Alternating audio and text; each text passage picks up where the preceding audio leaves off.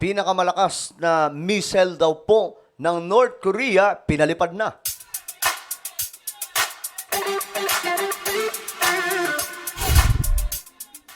So hello, what's up mga sangkay? Magandang oras po sa lahat ng mga nanonood ngayon, lalong-lalo na po sa lahat ng mga solid sangkay. Kung ikaw ay isang solid sangkay, mag-comment ka po sa ibaba ng hashtag solid sangkay kasama po ang inyong mga lugar para magkakilala po tayo.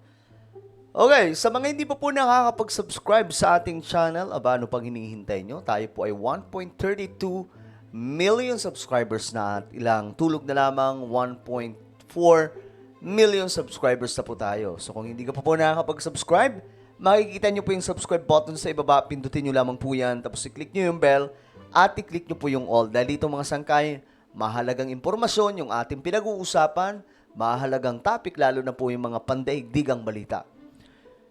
Sa mga nanonood po sa Facebook, i-follow nyo po yung ating Facebook page. Ngayon, ito kasi. Very alarming. Buong mundo ay nagulat sa ginawa po ng North Korea. Ayon po kasi dito mga sangkay, North Korea test most powerful ICBM. Ito po ay isang missile mga sangkay or intercontinental ballistic missile na pinalipad daw po ng North Korea. At ayon po sa balita mga sangkay, ito daw po ay ipinagbabawal na missile. Ngayon mga sangkay, pinalipad daw po ng North Korea. So alamin po natin ang report. North Korea has test-fired a suspected intercontinental ballistic missile which came down in the sea off the coast of Japan. Napos, tumama pa. Ang matindi nito mga sangkay, tumama po doon po sa karagatan ng Japan. Ayon po dito sa report. According to the Japanese government, the missile flew higher and for longer than previous launches. Its estimated flying time was nearly 90 minutes. It reached an altitude of 7,000 kilometers. The US described the missile test as a flagrant breach of UN resolutions. Okay, so marami nga po ang agam-agam dito mga sangkay na itong North Korea mukhang siseryosohin na ang pakikipagdigma. Kasi ito mga sangkay pinagbabawal pero ginawa pa rin po nila. Our Tokyo correspondent Shaima Khalil has been giving us the latest.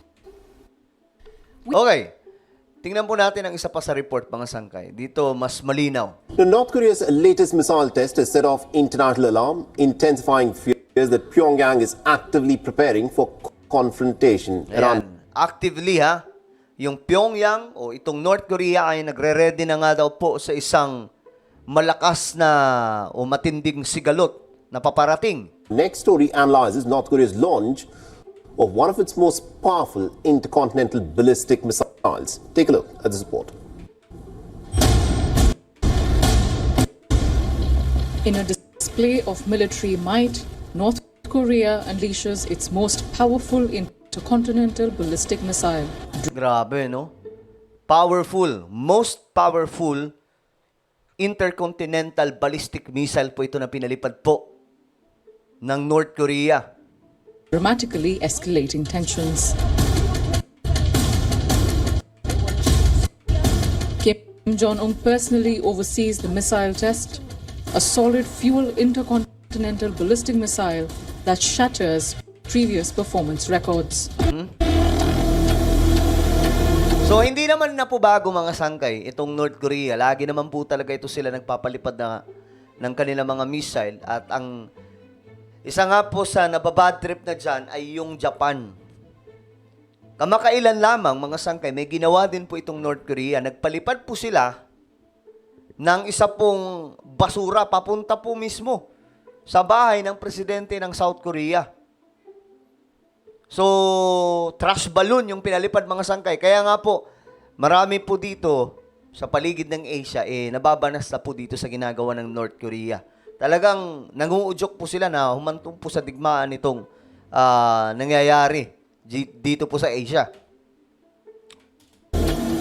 The weapon's extraordinary flight path, spanning 620 kilometers, places the entire US mainland within devastating reach. Okay. Sinasabi kasi nila mga sangkay na itong missile ay kaya daw pong umabot papuntang Amerika. Kasi yan po talaga yung target mga sangkay nitong North Korea. Matagal na po nilang pangarap yan mga sangkay na makapagpalipad po ng missile papunta po sa kanilang matitinding kalaban, lalong-lalo na po itong bansang Amerika. This technological leap represents a critical moment in North Korea's nuclear ambitions. With an unprecedented 87-minute flight time, the 87 minutes? Grabe. solid fuel weapon offers strategic advantages that dramatically enhance North Korea's military capabilities. Grabe, no?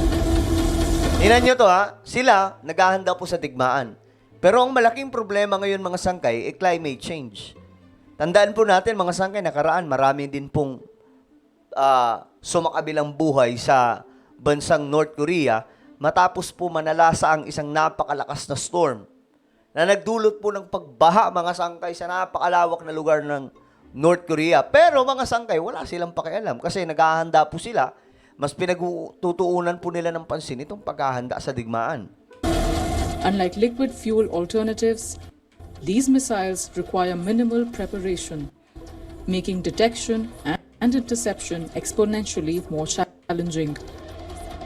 The launch So most advanced daw po ito mga sangkay na missile. drew condemnation from South Korea, Japan, and the US. Grabe, no? Yan po yung kanilang ginagawang paghahanda mga sangkay. Pinaghahandaan po nila yung Japan, Amerika, at South Korea. Feeling po talaga ng North Korea, no? Sila po yung nakalalamang sa mga bansang ito, which is... Guys, pagdating sa nuclear, kakaunti lamang ang nuclear nitong North Korea.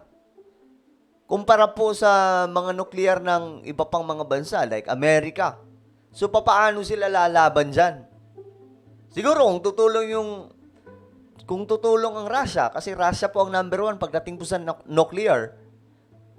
Pero, parang malabo pa rin kasi ang North Korea, ang Russia pala, 'di ba? Halimbawa, kung ang Russia tutulong sa North Korea, ang Russia po ang may pinakamaraming nuclear. So kahit papaano, makakausad sila sa digmaan. Kaya nga lang, papaano ang Russia tutulong sa North Korea kung ang Russia nasa gitna din po ng digmaan against Ukraine?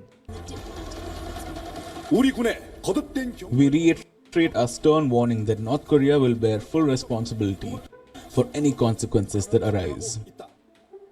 I call upon them to cease their potentially destabilizing behavior in both the Indo-Pacific region and now in the European theater as well.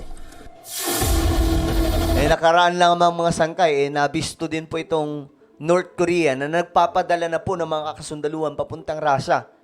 Nasa 10,000 mga sangkay na mga sundalo daw po ito from North Korea na ngayon ay nasa frontline na against Ukraine. In a rapid reaction to the test, the US and South Korea conducted a significant joint air drill. Yan, bumawi po.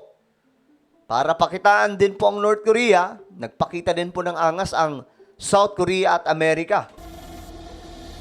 Deploying F-35A, F-15K, and KF-16 fighters, as well as US Marine Corps aircraft in a show of force aimed at North Korea. Ayan. Gumawa po ng formation mga sangkay yung mga sundalo, Air Force from US and South Korea para pakitaan din po ang North Korea na hindi nila sasantuhin ang anumang binabalak nitong masama. South Korean officials voiced fears that Moscow could be providing Pyongyang the advanced technology or military expertise in exchange for North Korean troops. Okay. So ang akusasyon ng South Korea, baka daw nagpapadala ng mga di-kalibre mga sandata itong Russia papuntang North Korea. Kapalit ang 10,000 na mga tropang militar galing po sa North Korea. Further increasing the security risk for neighboring countries. As North Korea advances its nuclear deterrent capabilities and potentially deeper ties with Russia, the question looms, is Pyongyang gearing up for a larger more dangerous confrontation. Bureau Report. Okay, so yun yung tanong, mga sangkay. Yan po yan, oh. Yan po yung intercontinental ballistic missile ng North Korea. So yung tanong, ito na ba yun? Nagre-ready na po ang North Korea sa World War III? Ano sa tingin niyo mga sangkay? I-comment niyo po sa ibaba ang inyong mga opinion. Meron po tayong isang YouTube channel. Ito po ay Sangkay Revelation. Hanapin niyo po ito sa YouTube. Kapag nakita niyo na, i-click niyo po yung subscribe, i-click ang bell, at i-click niyo po yung all. Ako na po yung magpapaalam. Mag-iingat pong lahat. God bless everyone.